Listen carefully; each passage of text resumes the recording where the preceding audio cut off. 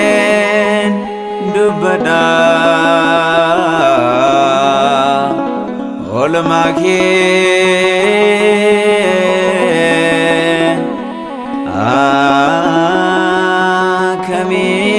akamin anbasa gatike jabada gofta ko jalalike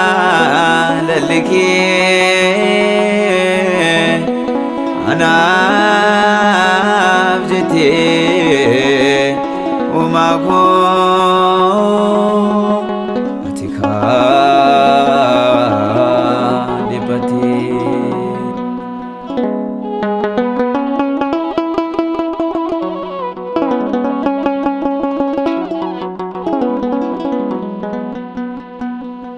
O masa miflafa tateo sojirtu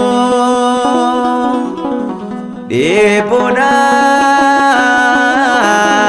lenama atika dirmatu taye rodera egaki nanbaste duako fudate jirenya jirte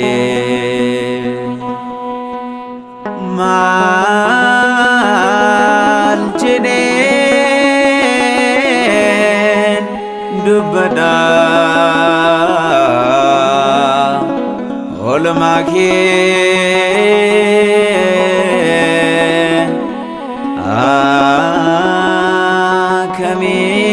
akamin anbasa gatike jabada gofta ko jalalike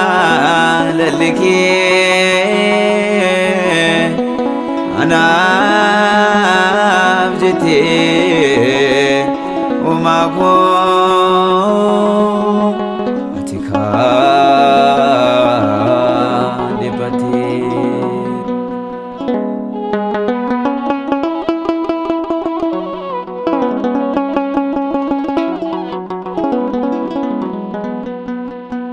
nabjete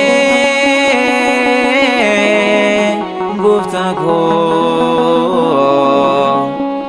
gendela kanbati belisa nabaso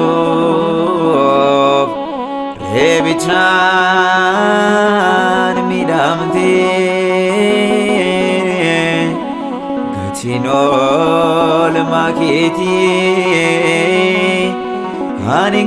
aninganan jedamo binyan ke adana kamoni madanamu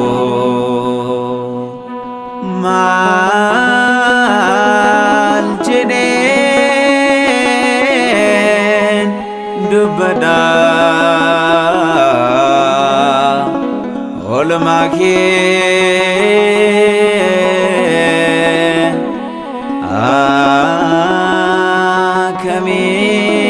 akamin anbasa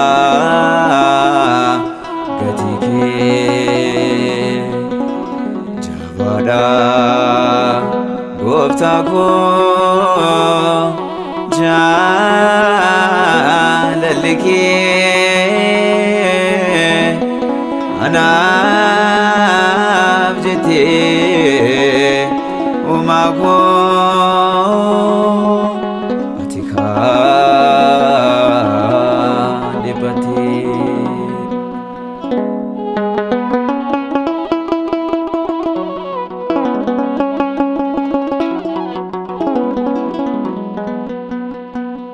Ofii kee dheebochaa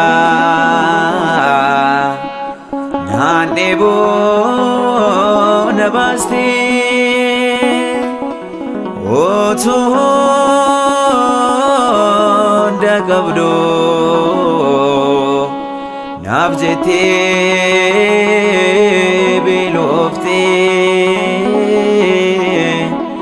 rakkoo koo hundumaa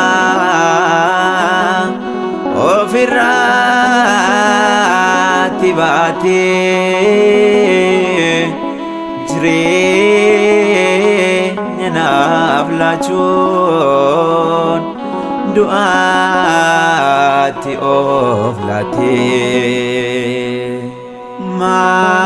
Maal jedheen dubbadha oolmaa kee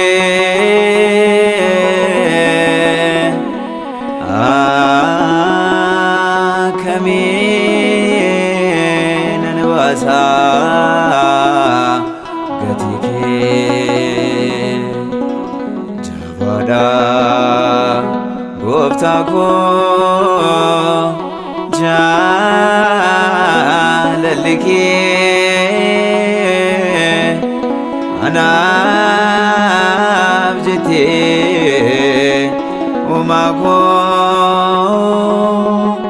ati kan dhiphattee.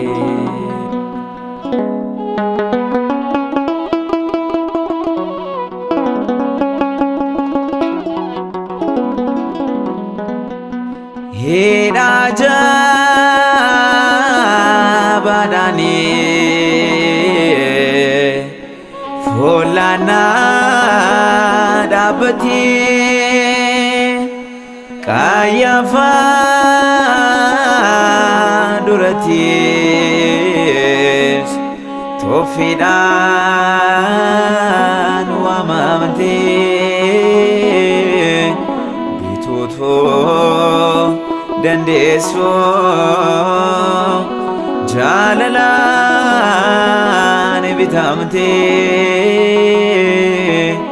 oolchaan waan hundumaa naaf jedhee dhiphatee.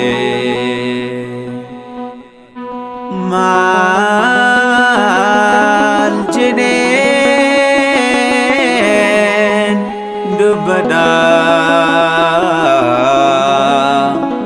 oolmaa kee